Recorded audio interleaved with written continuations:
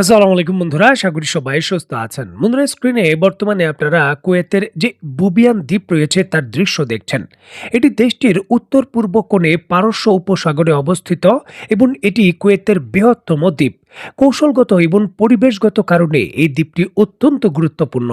এই দ্বীপটির আয়তন প্রায় ৮৬৩ বর্গ কিলোমিটার, যা কুয়েতের মূল ভূখণ্ডের প্রায় ৫% সমান। বর্তমানে এই দ্বীপটি ঘিরে কুয়েত সরকার একটি বিশাল অর্থনৈতিক পরিকল্পনা হাতে নিয়েছে। এখানে যে মোবারক আলী কবির নামে একটি আধুনিক বন্দর নির্মাণ করছে কুয়েত। এটি সম্পূর্ণ হলে কুয়েত মধ্যপ্রাচ্যের একটি অন্যতম বাণিজ্যিক হাবে পরিণত হবে। মূল ভূখণ্ডের সাথে সংযোগের জন্য এই দ্বীপটিতে একটি বিশাল সড়ক এবং রেল সেতুও নির্মাণ করা হচ্ছে। এবং যেহেতু এই দ্বীপটি ইরাকের খুবই কাছাকাছি অবস্থিত এবং এখান থেকে ইরানে কৌশলগত আক্রমণ করা একেবারে সহজ, এই জন্য সামরিক স্ট্র্যাটেজিতেও এই দ্বীপটি খুবই গুরুত্বপূর্ণ। যুক্তরাষ্ট্র তার স্ট্র্যাটেজিক যেই হরমুজ প্রণালীতে ইরানের উপকূলে হামলা করতে চায়, তার জন্য প্রধান অন্যতম যে লজিস্টিক সাপোর্টের হাব, সেটিতে গুরুত্বপূর্ণ ভূমিকা পালন করতে পারে এই দ্বীপটি, যেটি ইরান সন্দেহ করে। এবং আন্তর্জাতিকভাবে এই দ্বীপটি আবার ব্যাপক ভিত্তিতে আলোচনায়, কারণ কুয়েতের পক্ষ থেকে অভিযোগ করা হচ্ছে এই দ্বীপটি দখলের জন্য ইরানের আইআরজিসি তাদের যে স্পেশাল কমান্ডার রয়েছে, সেই স্পেশাল কমান্ডারের একটি বাহিনী দিয়ে এই দ্বীপটিতে প্রবেশ করেছিল। আনুষ্ঠানিকভাবে কুয়েতের পক্ষ থেকে এমন অভিযোগ করা হয়েছে। এবং অত্যন্ত গুরুত্বপূর্ণ এই বিষয়টিকে কেন্দ্র করে স্ক্রিনে নিশ্চয়ই আপনারা দেখতে পাচ্ছেন, আল জাজিরা থেকে শুরু করে তুরস্কের সংবাদ মাধ্যম আনাদুনো এজেন্সি কিংবা রয়টার্সের মতো বড় সংবাদ মাধ্যম অত্যন্ত গুরুত্ব সহকারে এই তথ্য প্রকাশ করেছে। কুয়েতের পক্ষ থেকে অভিযোগ করা হয়েছে আইআরজিসির সদস্যরা এই দ্বীপটিতে প্রবেশ করেছেন এবং দ্বীপটি নিয়ন্ত্রণ নেওয়ার চেষ্টা করেছেন। যদিও এই ইস্যুকে কেন্দ্র করে ইরান এই অভিযোগ প্রত্যাখ্যান করেছে। ঘটনায় কুয়েতে নিযুক্ত ইরানের যিনি রাষ্ট্রদূত রয়েছেন মোহাম্মদ তুনজিল, তাকে তলব করেছে কুয়েত সরকার। কুয়েতের পররাষ্ট্র মন্ত্রণালয় জানাচ্ছে, এই ধরনের পদক্ষেপ তাদের সার্বভৌমত্বের প্রতি তারা বড় ধরনের আঘাত হিসাবে বিবেচনা করছে। আর এই জন্য তারা ইরানি রাষ্ট্রদূতের হাতে একটি কঠোর যে প্রতিবাদ লিপি তা তুলে দিয়েছেন। কুয়েতের উপপররাষ্ট্রমন্ত্রী হামাদ সুলেমান আল মাসান এই ঘটনাকে একটি শত্রুতামূলক কাজ হিসাবে অভিহিত করেছেন এবং তীব্র নিন্দা জানিয়েছেন। আর এই ঘটনার পরই মধ্যপ্রাচ্যে নতুন করে যে পদাতিক যুদ্ধ রয়েছে বা একে অন্যের বিভিন্ন ভূখণ্ডে প্রবেশ করে তা দখল করার প্রচেষ্টার যে 1990 সালে সাদ্দাম হুসাইন যেভাবে আক্রমণ করে যে প্রক্রিয়া শুরু করেছিলেন, সেই ধরনের কোনো কিছু হতে চলেছে বা শুরু হয়ে যেতে পারে, তার আশঙ্কা কিন্তু দেখা দিয়েছে। দেখুন, ইরান একটি শক্তিশালী প্রতিপক্ষ, তার অনুযায়ী কুয়েতের সামরিক শক্তি ততটা শক্তিশালী নয়। অনেক সামরিক বিশেষজ্ঞই তাদের বিশ্লেষণে দাবি করছেন যে ইরান হয়তো যে প্রজেক্ট ফ্রিডমের অধীনে যুক্তরাষ্ট্রের সামরিক বাহিনী হরমুজ প্রণালীতে পদাতিক মিশন পরিচালনা করতে চায়, সেখানে কুয়েতের অন্যতম বড় সহযোগিতা থাকতে পারে।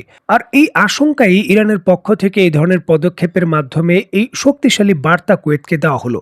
যদিও ইরানের পক্ষ থেকে এখন পর্যন্ত আনুষ্ঠানিকভাবে এই অভিযোগের বিষয়ে তারা কোনো কিছু স্বীকার করেনি, অস্বীকার করেছে।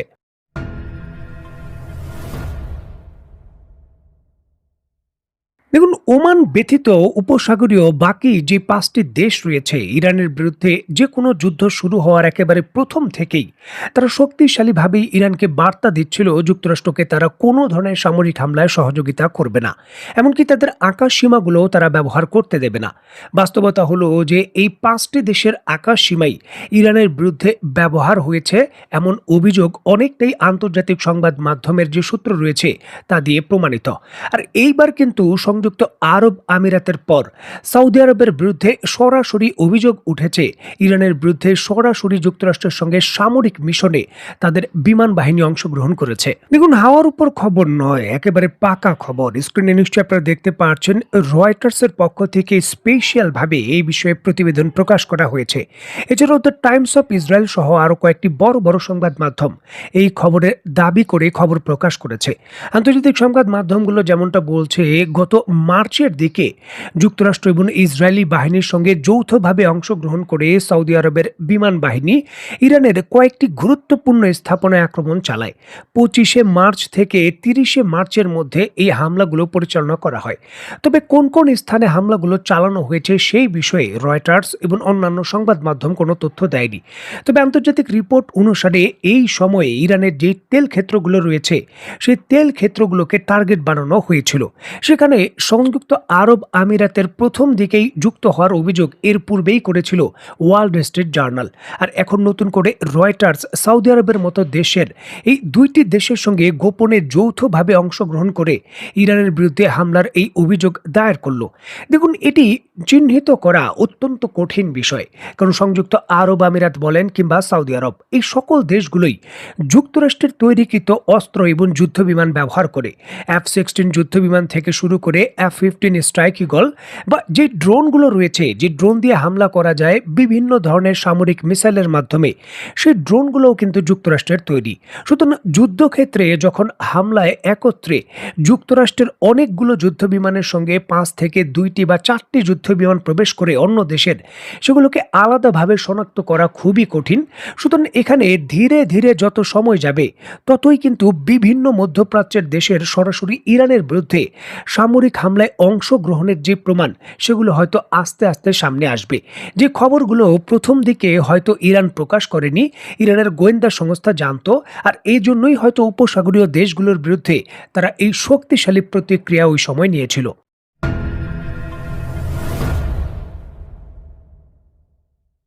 দেখুন, ইরান যুদ্ধে যুক্তরাষ্ট্র অন্যান্য দেশকে যুক্ত করতে চাচ্ছে শুধু কূটনৈতিক সমর্থনের জন্য নয়, এখানে অর্থনৈতিক ব্যাপারটাও রয়েছে প্রচণ্ডভাবে। হিসাব বলছে যে ইরানের এই কয়েকদিনের যুদ্ধেই যুক্তরাষ্ট্রের যে খরচের পরিমাণ, সেটা $77 বিলিয়ন ছাড়িয়ে গেছে। দেখুন, ইরান ওয়ার কস্ট ট্র্যাকার পোর্টালের সর্বশেষ তথ্য অনুযায়ী অভিযানের 51তম দিন নাগাদ সামরিক ব্যয়ের পরিমাণ যুক্তরাষ্ট্রের 77 বিলিয়ন বা 7,700 কোটি মার্কিন ডলার অতিক্রম করেছে। রিয়েল টাইম তথ্য সরবরাহকারী এই পোর্টালটি মূলত অঞ্চলের মোতায়েনকৃত মার্কিন সেনা সদস্য, যুদ্ধজাহাজ এবং অন্যান্য যে আনুষঙ্গিক সামরিক ব্যয় রয়েছে তা হিসাব করে এই প্রতিবেদন প্রকাশ করে। গণনার ভিত্তি হিসাবে পেন্টাগনের কংগ্রেসের দেওয়া একটি প্রতিবেদনকে ব্যবহার করা হয়েছে, যেখানে উল্লেখ ছিল অভিযানের প্রথম 6 দিনেই প্রায় $11.3 বিলিয়ন এবং পরবর্তী দিনগুলোতে গড়ে প্রতিদিন $1 বিলিয়ন খরচ হয়েছে যুক্তরাষ্ট্রের। মানে 71 দিনেই খরচ হয়ে গেছে প্রায় $77 বিলিয়ন। যদি আফগানিস্তান বা অন্যান্য দেশের যে দীর্ঘস্থায়ী যুদ্ধ চলেছে সেই অনুযায়ী চলে, তাহলে যুক্তরাষ্ট্রের সামরিক যে চাপ রয়েছে তার পাশাপাশি অর্থনৈতিক যে চাপ রয়েছে সেটা বড় আকার ধারণ করতে পারে, যেটি যুক্তরাষ্ট্রের অভ্যন্তরে মূল্যস্ফীতি এবং নাগরিকদের ট্যাক্সের টাকা এইভাবে ব্যবহার করার ইস্যুটিও রাজনৈতিকভাবে নতুন একটি সমীকরণ তৈরি হয়ে যেতে পারে, যেটিও কিন্তু বর্তমান ট্রাম্প প্রশাসনের এই যুদ্ধ দীর্ঘায়িত করার ক্ষেত্রে একটি বড় প্রতিবন্ধকতা। দেখার বিষয়, এই ধরনের জটিল সমস্যাগুলো যখন সামনে রয়েছে, এমন সমস্যাগুলো মোকাবেলা করে ইরানের এই পরিস্থিতি এবং মধ্যপ্রাচ্যের বর্তমান যে স্থিতি, সেটা কি করে সমাধান হয়। তো বন্ধুরা, আজকের মতো বিদায়। নতুন কোনো ভিডিও নিয়ে আবার দেখা হবে।